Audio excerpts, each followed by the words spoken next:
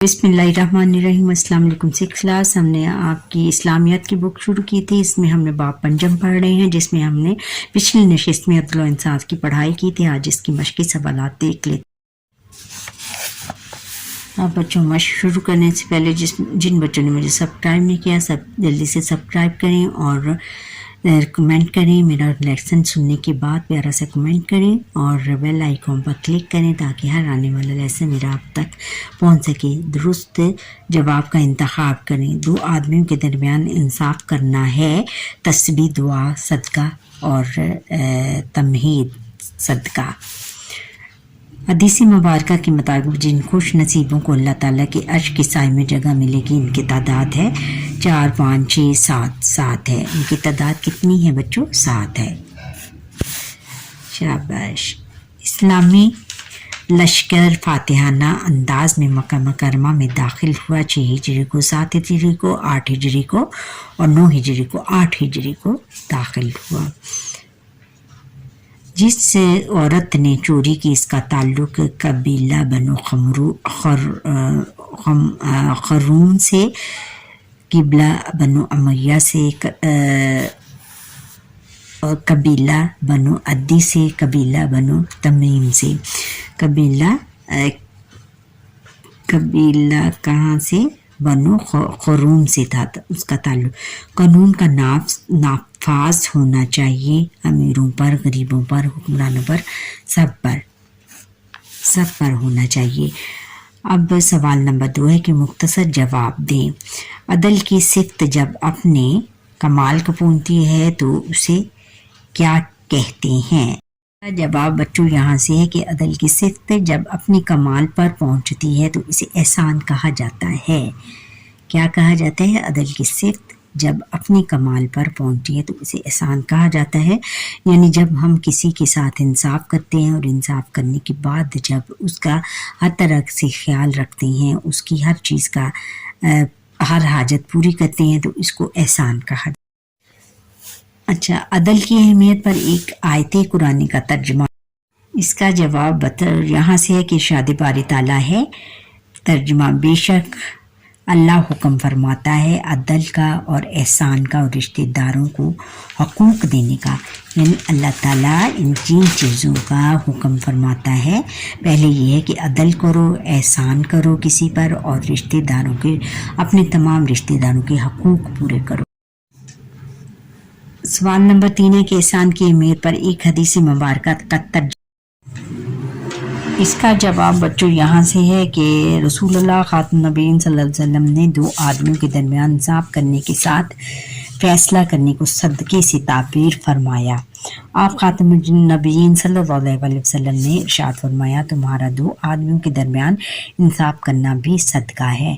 यानी अगर हम 2 आदमियों के दरमियान उनकी गुफ्तगू सुनकर, दोनों की बातें सुनकर, उनका पूरा मामला जानकर हम अगर इंसाफ करेंगे तो वो हम पर वो सदक़े के मुतरादिफ होगा। यानी इस तरह उसको सदका जारिया कहा जाएगा। अगला सवाल है कि आदिल हुक्मरान की फजीलत पर एक हदीस नबवी सल्लल्लाहु अलैहि वसल्लम का तर्जुमा तहरीर। इसका जवाब यहाँ से है कि आप खातमुन नबीय्यीन सल्लल्लाहु अलैहि वसल्लम ने फरमाया कि तर्जुमा है कि अदल से काम लेने वाला हुक्मरान या काजी कि कौन सा है। एक मरतबा रसूलुल्लाह खातमुन नबीय्यीन सल्लल्लाहु अलैहि वसल्लम ने इन 7 खुश नसीब लोगों का तज़किरा फरमाया जिनको क़यामत के दिन अल्लाह ताला अपने अर्श की साए में जगह अता फरमाएगा। इस दिन अल्लाह ताला के अर्श के साए के अलावा कोई साया ना होगा। इन 7 खुश नसीबों में से सबसे पहले आप खातमुन नबीय्यीन सल्लल्लाहु अलैहि वसल्लम ने जिसका तज़किरा किया वो है तर्जुमा अदल से काम लेने वाला हुक्मरान या काजी। अदल से काम लेने वाला हुक्मरान या काजी ऐसा हुक्मरान जो कि इंसाफ से काम लेता है, हर एक के साथ इंसाफ करता है। इसमें किसी छोटे बड़े या अमीर गरीब को कोई दखल नहीं होता। हर एक के साथ बराबर का सलूक रखा जाए। जो कि हुक्मरान हर एक के साथ बराबर का सलूक रखा जाए तो वो عرش کے سائے میں اللہ تعالیٰ کے ساتھ ہوگا.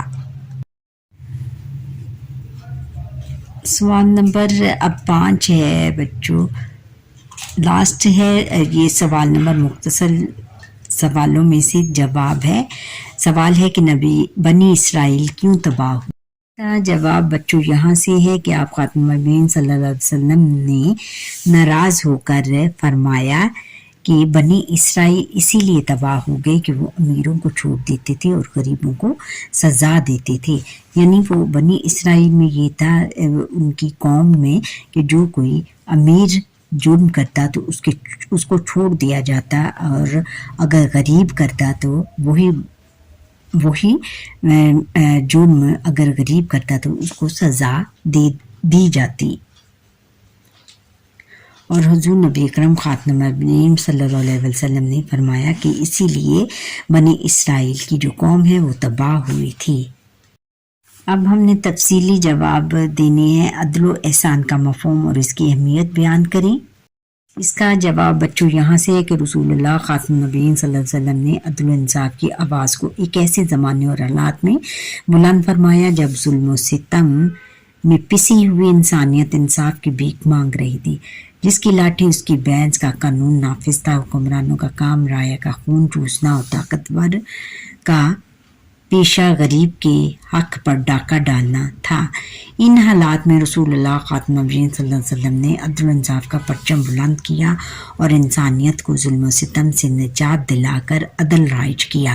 آپ خاتم النبیین صلی اللہ علیہ وسلم نے سسکتی انسانیت کو غموں کا علاج دیا اور تڑپتی ہوئی نسلوں کے دکھوں کا مداوا کیا. یعنی ان کے دکھوں کا علاج کیا. آپ خاتم النبیین صلی اللہ علیہ وسلم نے غریبوں، غلاموں اور عورتوں کو ان کا حق دلایا. ایک مرتبہ قبیلہ بنو مخروم کی ایک عورت نے چوری کی. کچھ لوگوں کے کہنے پر حضرت اسامہ بن رضی اللہ تعالیٰ عنہ نے اس عورت کو سزا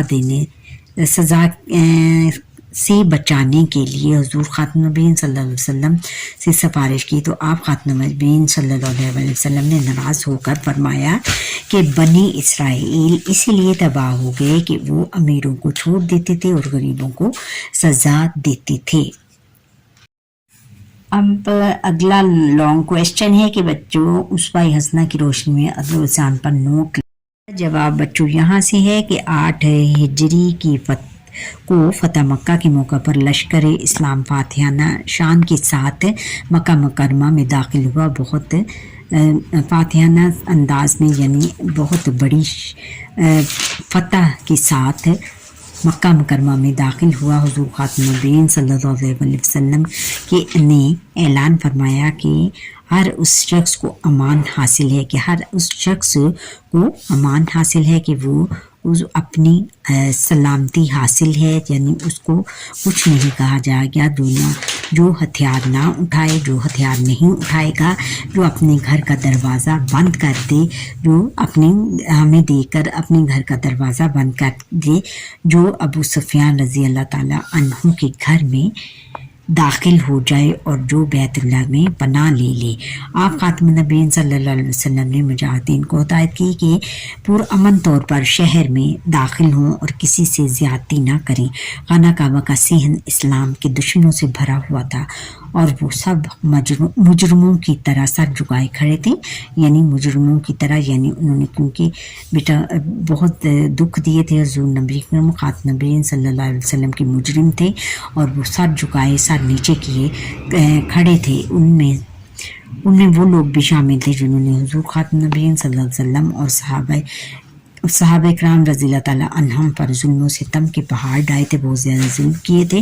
آپ خاتم نبیین صلی اللہ علیہ وسلم کے راستے میں کانٹے بچھائے تھے. آپ خاتم نبیین صلی اللہ علیہ وسلم کو شہید کرنے کے منصوبے بنائے اور آپ خاتم نبیین صلی اللہ علیہ وسلم کو مکہ مکرمہ سے ہجرت کر جانے پر مجبور کیا تھا. انہی لوگوں نے مسلمانوں کو ختم کرنے کے لیے کئی بار مدینہ منورہ پر حملہ بھی کیا تھا. آپ خاتم نبیین صلی اللہ علیہ وسلم نے ان سے سوال کیا کہ اے گروہ قریش، آج تم مجھ سے کس سلوک کی توقع رکھتے ہو؟ सब ने कहा भलाई की, क्योंकि आप ख़ातम नबीयीन सल्लल्लाहु अलैहि वसल्लम शरीफ भाई और शरीफ बाप के बेटे हैं। आप ख़ातम नबीयीन सल्लल्लाहु अलैहि वसल्लम ने फरमाया, मैं तुमसे वही कहता हूँ जो मेरे भाई यूसुफ अलैहिस्सलाम ने अपने भाइयों से कहा था, आज के दिन तुम पर कोई गिरफ्त नहीं, यानी तुम पर कोई गिरफ्त नहीं, कोई तुम्हें नहीं पकड़ेगा, और जाओ तुम सब आज़ाद हो, मेरी तरफ से तुम सब आज़ाद हो। आगे बच्चों सरगर्मियाँ हैं। सरगर्मियों में हमने देखना है कि रोज़मर्रा ज़िंदगी में अदल एहसान की मुख्तलिफ सूरतों पर मुश्तमिल चार्ट बनाकर जमात में आवेज़ा करें। यह आपने काम करना है और जमात में लगाना है। चार्ट बनाकर बराए असातिज़ा खुलफाए राशिदीन के अदल एहसान के वाक़यात पर